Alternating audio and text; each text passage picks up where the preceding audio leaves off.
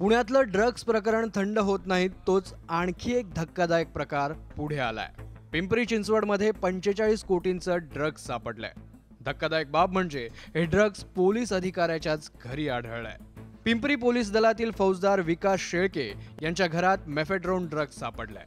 पण विकास शेळकेपर्यंत पोलीस पोहोचलेच कसे? काही दिवसांआधी सांगवी पोलिसांनी 2 कोटींचं मेफेड्रॉन जप्त केलं होतं। नमामी झा नावाच्या आरोपीला ताब्यात घेण्यात आलं। झाला एवढं ड्रग्ज कुठून मिळालं याची कसून चौकशी करण्यात आली। पोलिसी खाक्या दाखवल्यानंतर झा बोलायला लागला, पण त्यानं जे सांगितलं ते ऐकून पोलिसांनाही शॉक बसला। या नमामी झाला ड्रग्ज पुरवणारा दुसरा तिसरा कोणी नाही तर पिंपरी चिंचवडचा पोलीस होता। निगडी पोलीस स्टेशनचा फौजदार विकास शेळके। विकास शेळके ड्रग्ज पुरवत होता। शेळकेला लगोलग ताब्यात घेण्यात आलं आणि त्याच्या घराची झडती घेण्यात आली। झडतीत मिळालेले ड्रग्ज बघून पोलिसांचेही डोळे पांढरे व्हायची वेळ आली। एका फौजदाराच्या घरात तब्बल 45 कोटींचं मेफेड्रोन सापडलं। सर, काय सांगणार? ड्रग्जची आपण कारवाई केलेली आहे, एकूण किती जणांना ताब्यात घेतले आणि किती मुद्देमाल आहे त्यांच्याकडून असेल?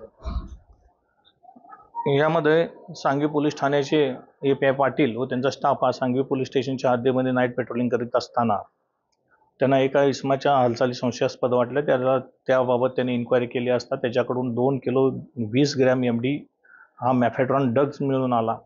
त्यावरती त्यांनी सदरबाबत गुन्हा दाखल केला। सांगवी पोलीस ठाणे येथे गुन्हा दाखल केला, तसेच त्याला अरेस्टही करण्यात आली।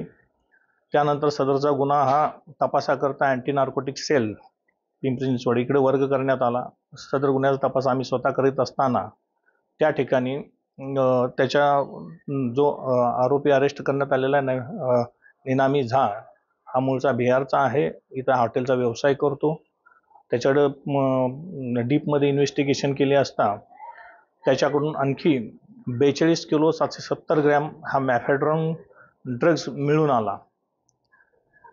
तसेच सदर गुन्ह्याच्या तपासामध्ये त्याच्या कनेक्शनमध्ये PSI विकास शेळके जे निगडी पोलीस स्टेशन येथे कार्यरत आहे त्यांचा सहभाग दिसून आल्या कारणाने सदर गुन्ह्यात त्यांना अटक करण्यात आलेली आहे। गेल्याच आठवड्यात देहू रोड पोलीस स्टेशनच्या 2 पोलीस कर्मचाऱ्यांना खंडणी प्रकरणात अटक करण्यात आली होती। विद्यार्थ्यांकडून खंडणी लाटण्याचं ते प्रकरण होतं। या घटनेनंतर पोलीस आयुक्त विनय कुमार चौबे यांच्या कार्यपद्धतीवर प्रश्न उपस्थित करण्यात येत आहे। पोलीस दलातच अनागोंदी माजल्याचं सध्या चित्र आहे। पिंपरी चिंचवड पोलीस दलावरच्या जनतेच्या विश्वासाला तडा जातोय। या सगळ्या प्रकरणी आता गृहमंत्र्यांनी दखल घ्यायला हवी अशी मागणी होते। गोविंद वाकडे, न्यूज 18 लोकमत, पिंपरी चिंचवड।